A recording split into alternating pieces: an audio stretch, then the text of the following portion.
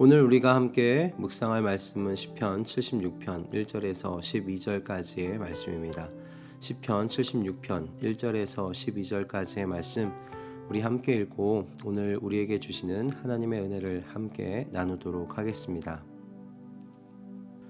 유다에서 하나님을 모르는 사람이 누구랴? 그 명성 이스라엘에서 드높다. 그의 장막이 살렘에 있고 그의 거처는 시온에 있다. 여기에서 하나님이 불화살을 꺾으시고 방패와 칼과 전쟁 무기를 꺾으셨다.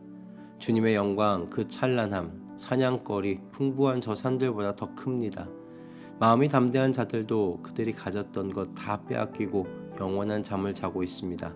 용감한 군인들도 무덤에서 아무 힘도 못 씁니다. 야곱의 하나님, 주님께서 한번 호령하시면 병거를 탄 병사나 기마병이 모두 기절합니다.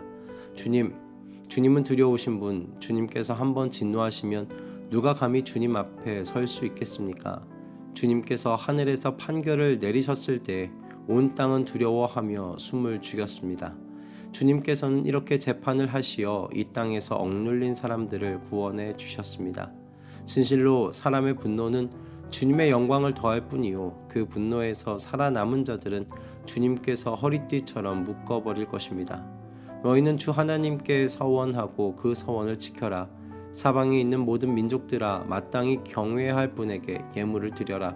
그분께서 군왕들의 호흡을 끊을 것이니 세상의 왕들이 두려워할 것이다. 아멘. 언젠가부터 그냥이라는 말이 제 입에서 사용되기 시작했었습니다. 왜 이런 결정을 내렸는지, 어떤 이유로 이런 물건과 음식을 좋아하게 되었는지 물어볼 때 제 입에서 언제부턴가 그냥이라고 말이 나오기 시작한 거예요. 그래서 나는 언제 그냥이라는 말을 사용했는지 좀 곰곰이 생각해 본 적이 있었습니다. 이유를 설명하기 귀찮을 때, 또는 생각이라는 사고라는 과정을 거치기 싫을 때, 또는 말로 설명하기 힘들 때 그냥이라는 말을 자주 사용해 왔던 것 같아요. 그래서 그냥이라는 말을 자주 사용하게 되면 이 사고의 과정을 습관적으로 건너뛸 것 같아서 지금은 그냥이라는 말을 사용하지 않으려고 신경 쓰고 있습니다. 사람이 누군가를 좋아하고 사랑하게 될 때 그냥은 없지요. 이유가 있습니다. 하나님과의 관계에서도 마찬가지입니다. 여러분이 하나님을 사랑하시는 이유, 하나님의 이름을 명예롭게 해드리고 싶은 이유가 그냥일 수는 없는 것 아니겠습니까? 이유가 있습니다. 오늘 본문 1절에서 시인은 유다에서 사람을 모르는 사람이 누구랴? 그 명성 이스라엘에서 드높다라고 하나님을 찬양하고 있는데요. 왜 이스라엘 안에서 하나님의 명성이 높은 걸까요? 왜 하나님을 모르는 사람이 없는 걸까요? 그냥은 아니겠죠. 9절이 바로 이 1절의 이유입니다. 주님께서는 이렇게 재판을 하시어 이 땅에서 억눌린 사람들을 구원해 주셨습니다. 이처럼 하나님께서 이 땅에 억눌린 사람들을 그 재판하심으로 구원해 주셨기 때문에 이 유다 안에서 하나님을 모르는 사람이 없고요. 그 명성이 이스라엘 안에서 드높은 겁니다. 그런데 개역 개정에서는 이 억눌린 사람들이라는 말씀을 온유한 사람들이라고 번역을 했습니다. 온유한이라는 말의 뜻은 성품이 부드럽다는 의미가 아니에요. 성경에서 사용하는 온유한이라는 뜻은요, 하나님과 그분의 뜻에 순종하고 자신을 하나님 앞에서 종으로 여긴다라는 의미입니다. 즉, 하나님께서 어떤 모양이든 빚으면 빚어지겠다, 그렇게 결정한 사람이 바로 온유한 사람이라는 겁니다. 그러므로 하나님께서 이스라엘 안에서 그 명성이 높으신 이유, 하나님께서요 하나님의 뜻에 순종함으로 하나님 앞에 겸손한 사람들을 이 주님께서 저버리지 않으시기 때문입니다.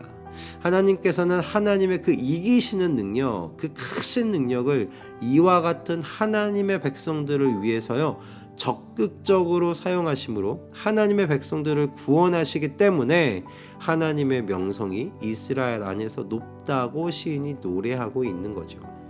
시인의 시편을 묵상하면서 1절을 저는 이렇게 바꿔도 말이 되겠다, 그렇게 생각을 했습니다. 새 하늘과 새 땅에서 하나님을 모르는 사람이 누구랴? 그 명성 새 예루살렘 안에서 드높다.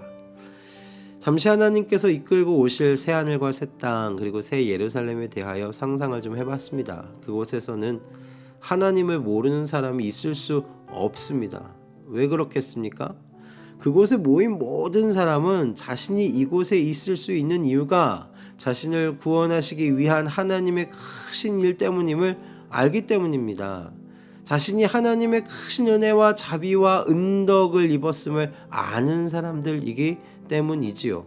내가 이런 곳에 머물고 영원히 살아도 되는 걸까 싶은 마음 속에서 하나님의 영광을, 하나님의 이름의 명예를 영원히 소리 높여 외치는 것이 그 새하늘과 새 땅에서의 성도의 일이 아닐까 생각을 해봤습니다. 새하늘과 새 땅에서는 정말 아무도 그냥이라는 말 사용하지 않을 겁니다.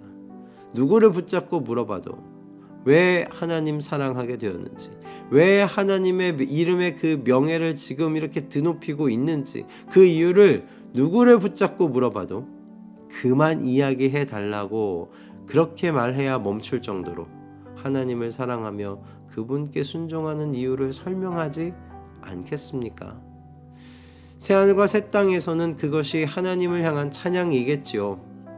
그런데 오늘날 이 땅에서는요, 그 설명이 간증이 될 겁니다. 여러분 어떠십니까? 여러분의 신앙을 설명하실 수 있으십니까? 하나님과 여러분의 이 신앙의 여정을 이야기하실 준비가 되어 계십니까? 여러분이 하나님을 사랑하시는 이유, 하나님의 이름의 명예를 위하여 포기하기도 하고 때로는 손해보기도 하는 그와 같은 삶을 살아가는 그 이유에 대하여 여러분 이야기하실 준비 되어 계십니까?